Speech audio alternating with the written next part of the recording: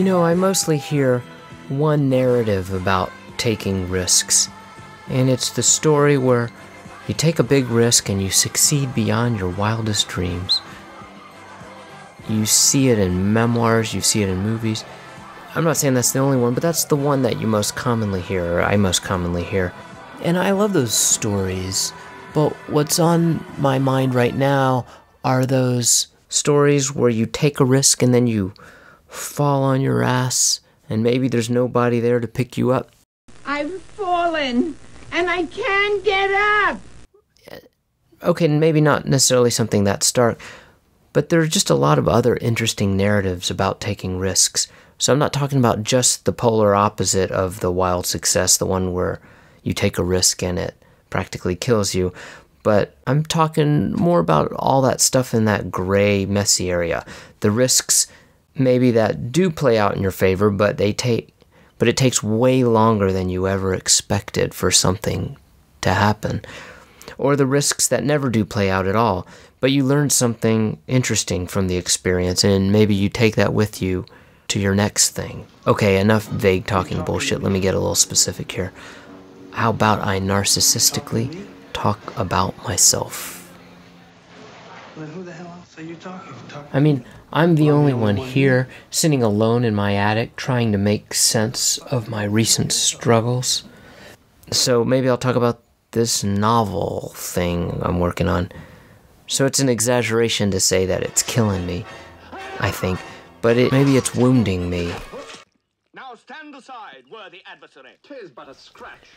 It just hasn't been going well. I keep trying to overcome these giant problems in this book, and I keep creating new, worse problems. Struggling with the point of view, with the voice, with the plot. I'm honestly too insecure right now to even know how to talk about it. You know, it's tough when people say, "Are you done with that thing yet?" And I want to say, "Fuck you. No, I'm not done." The thing isn't going great, but it's not dead yet either. Or maybe it is dead. I don't know, but I'm still learning something. And then if I move on to the audio-video realm of my life, I've experimented with a few different video projects. I've been working on a podcast. I've tried a few different angles, and I've interviewed a lot of people that I'm really crazy about. I've talked about some of my personal stuff, but nothing has really worked as well as it did when I was doing the failed writer series. So one way of looking at it is that so far there hasn't been any payoff for these stupid goddamn risks that I'm taking, if you call them risks at all. But that's not true that there's no payoff. There's a lot of payoff.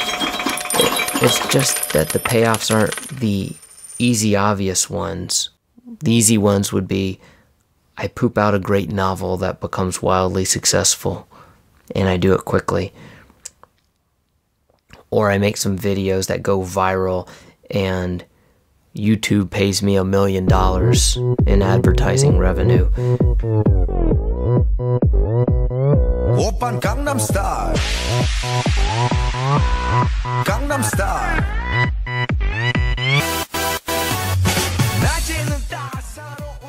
Unfortunately, none of it is that clean for me. I'm stumbling along, and on many days, all I see are my weaknesses and don't recall any of my strengths. But I keep stumbling along until I finally land on something that really rings true and just feels right to me and to some audience that's ideally larger than just the stuffed animals I've stolen from my kid. All these insights with the book and with the audio-video shit, they get fed into my process and maybe subsequent projects. I don't know, I think the key when you take a risk is that you reflect on what you're doing and what you've done, see what you can learn from it, see whether you need to keep going in order to learn from it. I'm not trying to rationalize my failures here. I'm comfortable with my failures, sort of.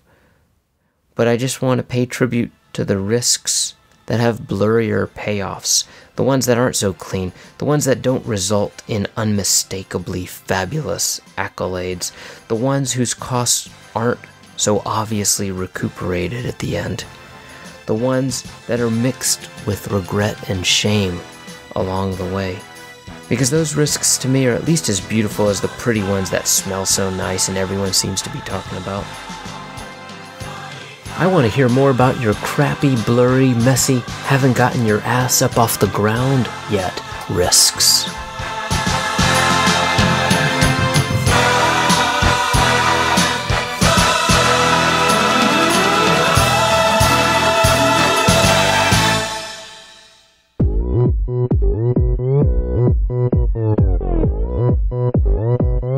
Oppan Gangnam Style. Gangnam Style.